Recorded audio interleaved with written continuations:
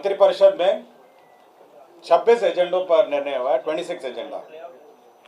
सबसे महत्वपूर्ण जो निर्णय हुआ है वह है राज्य में नई औद्योगिक नीति की घोषणा की गई है, जिसे बिहार औद्योगिक निवेश प्रोत्साहन पैकेज 2025 के नाम से दिया गया है। यह जो पैकेज है ये माननीय मुख्यमंत्री जी के 15 अगस्त का जो अभिभाषण था गांधी मैदान में, उसके आलोक में ये पैकेज की स्वीकृति दी गई है, जिसमें बहुत सारे जो रियायतें हैं उसको दुगना कर दिया गया है और साथ ही साथ बड़े उद्योग लगाने के लिए निःशुल्क भूमि का भी प्रदान किया गया है। दूसरा एक महत्वपूर्ण निर्णय राज्य सरकार ने लिया है, यह मंत्रिमंडल सचिवालय का सिविल एविएशन डिपार्टमेंट का है। इसमें बिहार राज्य से अंतर्राष्ट्रीय उड़ान को प्रोत्साहन करने के लिए बीजीएफ राशि की घोषणा की गई है।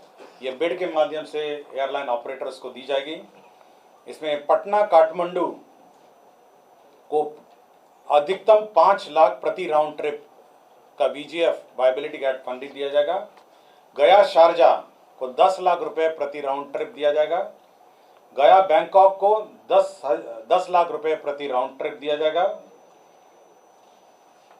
गया कोलंबो को 10 लाख रुपए प्रति राउंड ट्रिप दिया जाएगा और गया सिंगापुर को 10 लाख रुपए प्रति राउंड ट्रिप दिया जाएगा।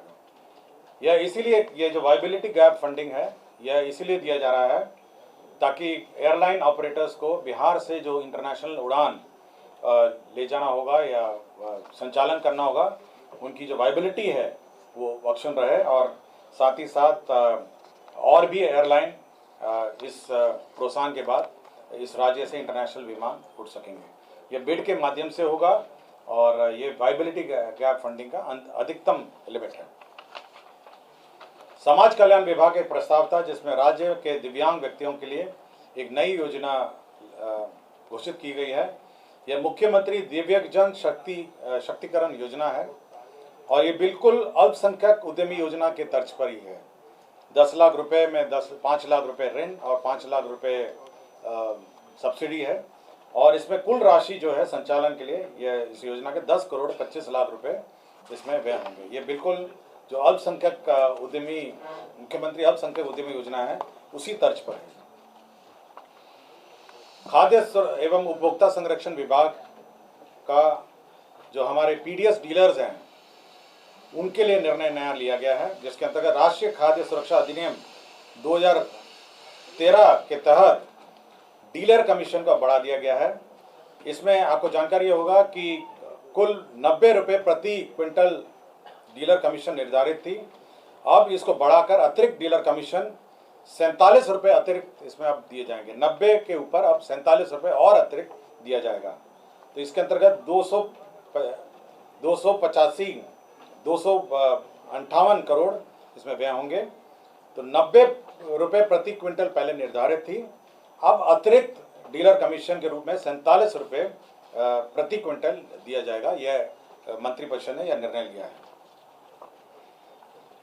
कृषि विभाग का कृषि सलाहकार योजना के अंतर्गत हमारे जो किसान सलाहकार हैं हमारे क्षेत्र में, उनका मानदेय अब 13,000 को बढ़ाकर 21,000 कर दिया गया है। तो हमारे किसान सलाहकार जो हैं अब उनका 13,000 बढ़ा के 21,000 कर दिया गया है। इसके अंतर्गत 67 करोड़ 87 लाख 10,000 रुपये इसमें व्यय होंगे। आपको जानकारी होगा इस योजना के अंतर्गत 38 जिलों में राज्य में किसान सलाहकार का स्वीकृत बल 8,463 है, जिसके विरुद्ध अभी वर्तमान में 7,047 लोग कार्यरत हैं, 7,047। अब यह मानदेय जो है 13,000 को बढ़ाकर 21,000 कर दिया गया है। बाल एवं किशोर श्रम उन्मूलन, हमारे जो बाल श्रम है उसके उन्मूलन के संबंध में एक नई पॉलिसी रणनीति आई है, जिसे राज्य रणनीति एवं कार्य योजना 2025 कहा गया है। इसमें जो हमारे बाल श्रम हैं उनका पुनर्वास और किस प्रकार बाल श्रम को हम लोग अवॉइड कर सकते हैं, किस प्रकार इस पर रोकथाम कर सकते हैं, शिक्षा में, स्वास्थ्य में और विभिन्न विभागों में जो कार्यरत योजना है उसका एकीकरण करके कैसे हमारे बाल श्रम उन्मूलन अभियान को चलाया जाए, इसके संबंध में एक विस्तृत नीति राज्य सरकार ने स्वीकृत की है। जल संसाधन विभाग द्वारा पटना मुख्य नहर के बाएं से सोन सुरक्षा तटबंध पर बैदराबाद एवं राष्ट्रीय राजमार्ग 139 से पालीगंज वितरणी के शीर्ष नियामक तक एवं पालीगंज वितरणी के सेवा पथ पर पालीगंज शीर्ष नियामक के कोरियम मोड़ तक कालीकृत सड़क का निर्माण किया जाएगा। इसके अंतर्गत 100 करोड़ रुपए की प्रशासनिक स्वीकृति दी गई है।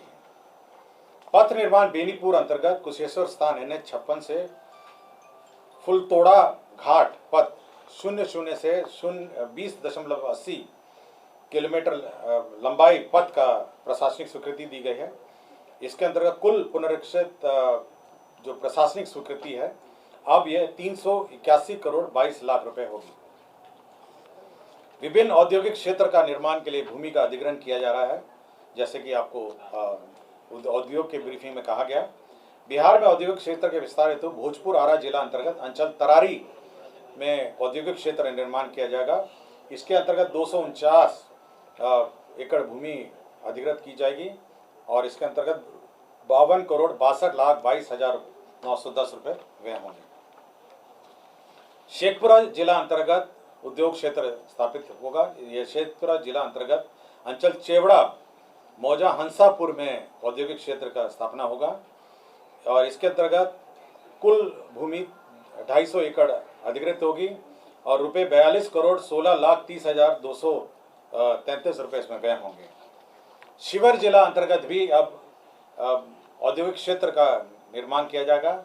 इसके अंतर्गत 270 एकड़ भूमि इसमें अधिग्रहित होगी और 1 करोड़ 5 करोड़ 27 लाख 12,000 रुपये इसमें व्यय होंगे। दरभंगा जिले अंतर्गत भी ये औद्योगिक क्षेत्र का निर्माण किया जाएगा, जिसके अंतर्गत 385 एकड़ भूमि आधारभूत संरचना विकास प्राधिकार के माध्यम से अधिग्रहित होगा। इसमें 3 अरब 76 करोड़ 7 लाख 79,329 करोड़ व्यय होंगे। पटना पूर्णिया एक्सप्रेस वे के समीप पूर्णिया जिला अंतर्गत अंचल के नगर के मौजा बिठनौली में ये औद्योगिक क्षेत्र निर्माण किया जाएगा।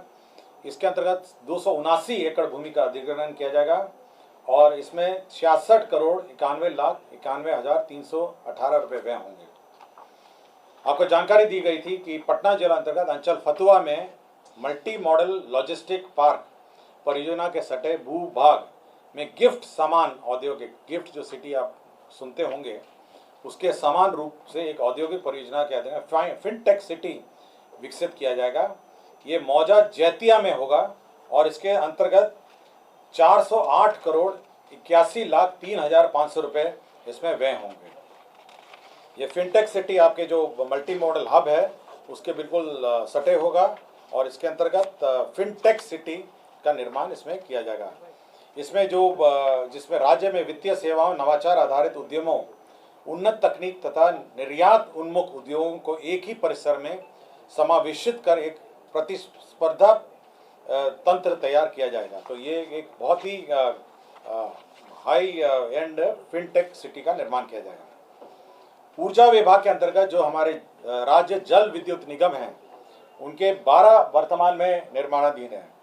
9 परियोजनाओं को अब इसका जो पुनरीक्षित प्राक्कलन किया गया है, जिसमें तेजपुरा, डेरी, सिफा, बलिदाद, परमा, मथौली, राजापुर, अमेठी एवं डेरी स्केप, ये इनका पुनरीक्षित प्राक्कलन बनाया गया है, जिसमें 166 करोड़ 81 लाख और 3 परियोजनाओं को बंद कर दिया गया है, जिसमें बरबल, रामपुर और नटवार। विधि विभाग का न्याय मंडल समस्तीपुर का अंतर्गत अनुमंडलीय व्यवहार न्यायालय रोसडा में 15 कोर्ट भवन, एम्यूनिटी भवन और हाजत भवन का निर्माण किया जाएगा।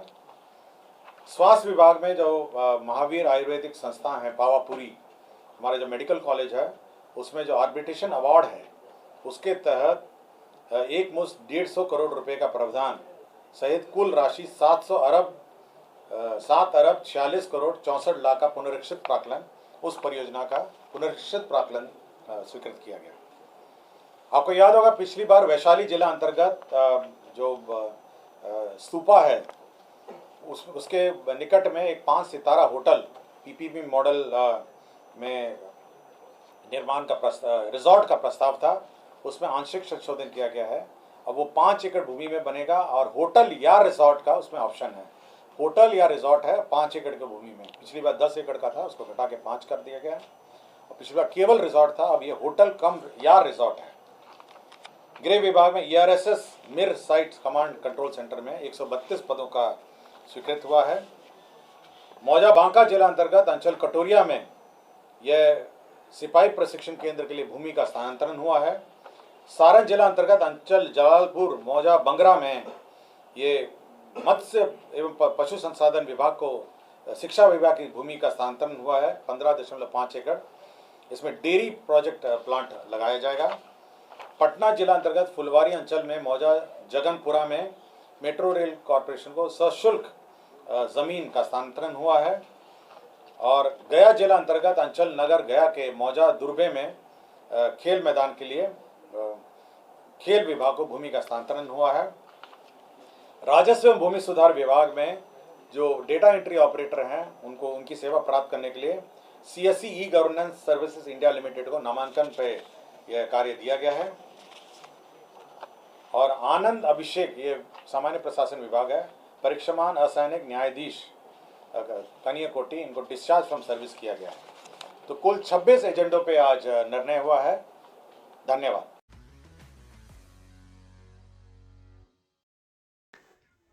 बहरहाल आज की खबर में बस इतना ही। आगे की खबरों के लिए बने रहें हमारे साथ। आपको ये वीडियो पसंद आया हो तो कृपया इसे लाइक करें और हमारे चैनल को सब्सक्राइब करना ना भूलें।